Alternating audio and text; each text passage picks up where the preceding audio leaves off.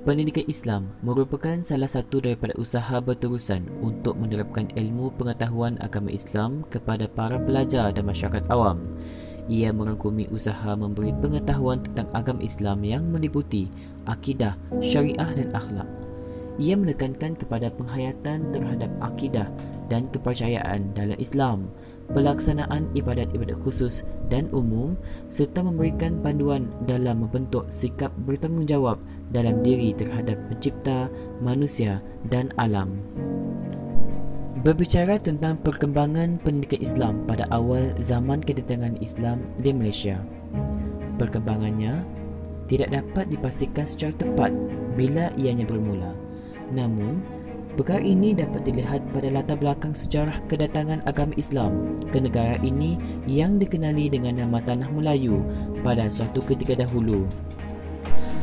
Apabila Raja Melaka yang pertama iaitu Parameswara, kemudian dikenali sebagai Megat Iskandar Shah, telah memeluk Islam pada tahun 1414 Masihi, maka bermulalah perkembangan sistem pendidikan Islam di Tanah Melayu pada waktu itu. Keislaman baginda turut diikuti oleh para pembesar kerajaan dan rakyat jelata. Bagi memantapkan kefahaman tentang Islam, baginda mempelajari Islam daripada para ulama dan pendakwah yang datang berdakwah ke Melaka. Sebelum kita menyingkap sejarah perkembangan pendidikan Islam di Tanah Melayu, terlebih dahulu suka saya menyingkap berkaitan tentang senario Tanah Melayu, di mana pada mulanya Tanah Melayu telah jatuh ke tangan Portugis sejak tahun 1511. Kemudian Tanah Melayu jatuh ke tangan Belanda pada tahun 1641 dan seterusnya jatuh ke tangan British melalui perjanjian Inggeris-Belanda pada tahun 1824. Dan pada tahun 1941 Tanah Melayu jatuh pula ke tangan Jepun sebelum kembali ke tangan British pada tahun 1946. Bercerita berkaitan tentang sistem pendidikan pada ketika itu, iaitu pada zaman penjajahan, sistem pendidikan tidak teratur dan tidak bersifat kebangsaan. Sistem pendidikan pada zaman sebelum kemerdekaan banyak berpandukan sistem pentadbiran British. Bagi pihak British, yang penting adalah memberi pelajaran kepada segolongan rakyat untuk membolehkan sebahagian mereka memenuhi keperluan tenaga dan ekonomi. Dan pendidikan di Tanah Melayu pada ketika itu bermula dengan pendidikan agama di masjid, surau dan pondok dengan bimbingan tokoh-tokoh agama yang digelar sebagai tok guru. Selain itu, masyarakat pada ketika itu mendapat pendidikan tidak formal. Kedatangan British yang mengamalkan dasar pecah dan perintah telah mewujudkan sekolah-sekolah vernacular Melayu, Cina, Tamil dan Inggeris. Pada mulanya, penerimaan orang Melayu terhadap sekolah vernacular adalah dingin. Menyentuh berkaitan tentang sekolah Inggeris dan sekolah Melayu, apakah perbezaannya? Kita melihat tujuan penubuhan sekolah Melayu pada ketika itu adalah utamaannya untuk mengekalkan keadaan atau status masyarakat Melayu seperti biasa, selain memberi pengetahuan kepada orang Melayu dalam bahasa Melayu secara formal. Kurikulum yang ditekankan di sekolah Melayu adalah 3M, iaitu membaca, menulis dan mengira. Dan antara contoh sekolah Melayu pada ketika zaman penjajahan adalah sekolah di Teluk Belanga dan Kampung Gelang. Kemudian melihat kepada sekolah Inggeris, tujuan penubuhannya adalah untuk menyediakan pendidikan kepada semua kaum dan untuk memenuhi keperluan perkhidmatan daripada penduduk tempatan. Melihat kepada kurikulumnya pula juga menekankan tentang 3M, membaca, menulis dan mengira. Dan kurikulumnya juga menekankan kepada kemahiran bahasa Inggeris. Dan contoh Terdekat bagi sekolah Inggeris adalah Penang Free School yang telah ditubuhkan pada tahun 1816.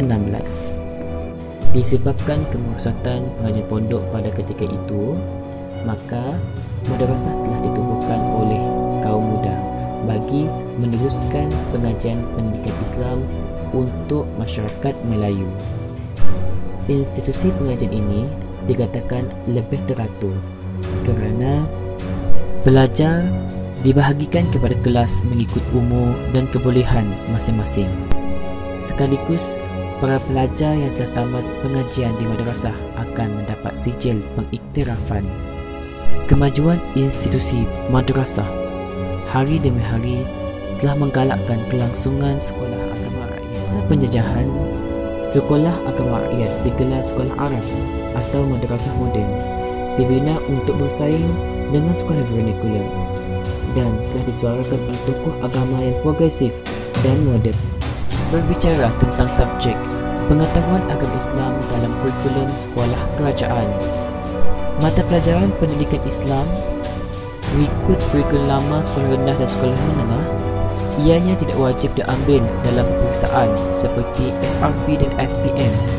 Dan pada ketika itu, pendidikan Islam menumpukan kepada perkara asas seperti fiqh, tauhid, beberapa ayat Al-Quran dan hadis. Manakala mengikut kurikulum bersepadu sekolah rendah dan sekolah menengah, pendidikan Islam pada ketika itu tidak menumpukan kaedah hafazan dan hafalan semata-mata, tetapi mementingkan kefahaman dan penghayatan. Pendidikan Islam mengikut KPSR dan KPSM menumpukan ulum syariah, akhlak Islamiah, subjek teras dan subjek elektif. Manakala mengikut kurikulum standard sekolah rendah, sekolah menengah ataupun kurikulum bersepadu dini, pendidikan Islam menggunakan modul Al-Quran, modul hadis, modul akidah, modul ibadah, modul sirah, adab, jawi dan subjek dini. Sukatan mata pelajaran pendidikan Islam yang pertama yang telah dirangka adalah pada tahun 1959 dan ianya telah dijalankan pada tahun 1962 sehingga 1967. Sebelum mata pelajaran pendidikan Islam ini dikaji semula pada tahun 1967. Setelah dikaji semula pada tahun 1967, ianya dilaksanakan pada tahun 1968 sehingga kini. Kewujudan KBSM pada tahun 1988 menjadikan mata pelajaran pendidikan Islam sebagai mata pelajaran teras di peringkat menengah rendah dan peringkat menengah atas. Dan pada tahun 2005, JCOF diperkenalkan di tahap sekolah rendah.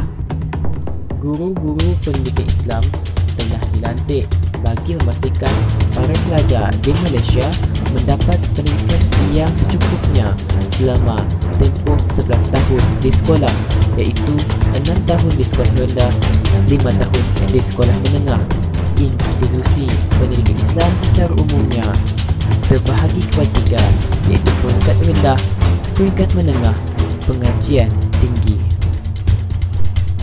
Maka begitulah sejarah perkembangan pendidikan Islam sebelum kedatangan Islam, semasa penjajahan dan selepas penjajahan.